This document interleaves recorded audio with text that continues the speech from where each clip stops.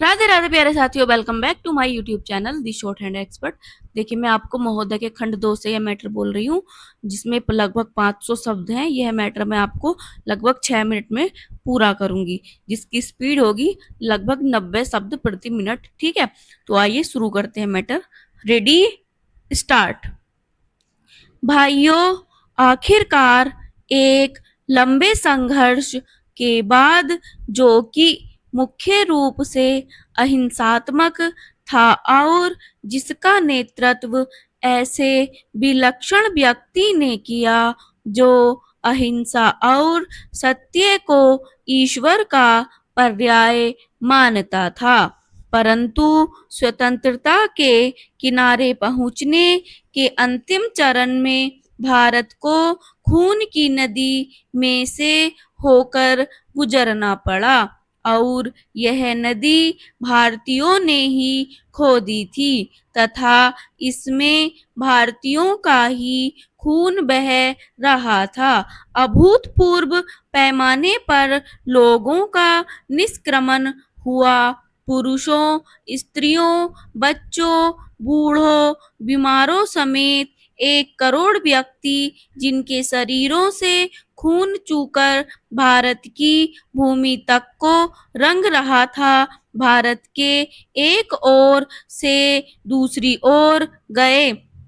उन्होंने अपने पीछे न केवल मकान और जमीनें छोड़ी, बल्कि अपने घर के व्यक्तियों के मृत शरीर भी छोड़े। स्वतंत्र भारत के किनारे तक पहुंचने के लिए देश को यह मूल्य चुकाना पड़ा और वह 2 प्रभुता संपन्न राष्ट्रों भारत और पाकिस्तान में विभाजित हो गया। यह 15 अगस्त 1947 की बात है।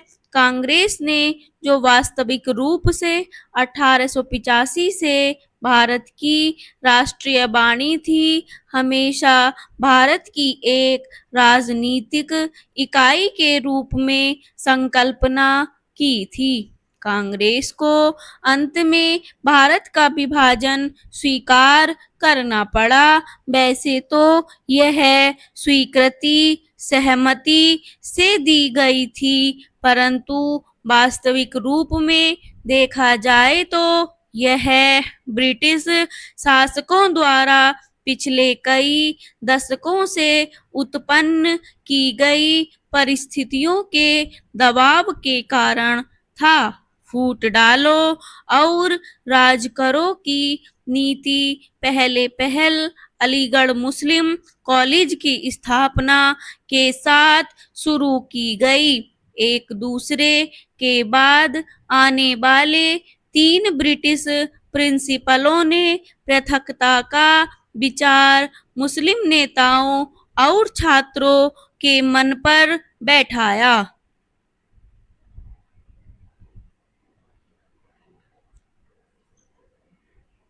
सर सैयद अहमद को विभाजन मूलक विचारों को फैलाने के लिए उनसे हर प्रकार की मदद मिली। हम यह नहीं कहेंगे कि इसमें हिंदुओं का कोई दोष नहीं था, जो मुसलमानों से सामाजिक स्तर पर अलगाव बनाए रखते थे और आर्थिक दृष्टि से उनका शोषण करते थे।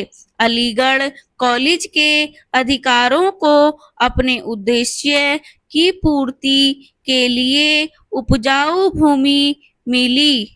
यह सब कुछ पिछली शताब्दी के अंतिम वर्षों में हुआ। इन्होंने सोच समझकर राष्ट्रीय मुसलमानों की उपेक्षा की नीति अपनाई। 1947 में कांग्रेस के पास विभाजन स्वीकार करने के सिवा कोई विकल्प नहीं था, विशेषकर गंभीर सांप्रदायिक झगड़ों के कारण, जो कि गृह युद्ध का रूप धारण कर रहे थे। जिन्ना ने यह सुझाव भी दिया कि सांप्रदायिक आधार पर आबादी की अदला बदली की जाए। शायद वह बेहतर समाधान होता, क्योंकि इससे शायद वे क्रूर कृत्य न होते जो बहुत लंबे काल तक पड़ोस में रहने वालों के साथ उनके पड़ोसियों ने किए।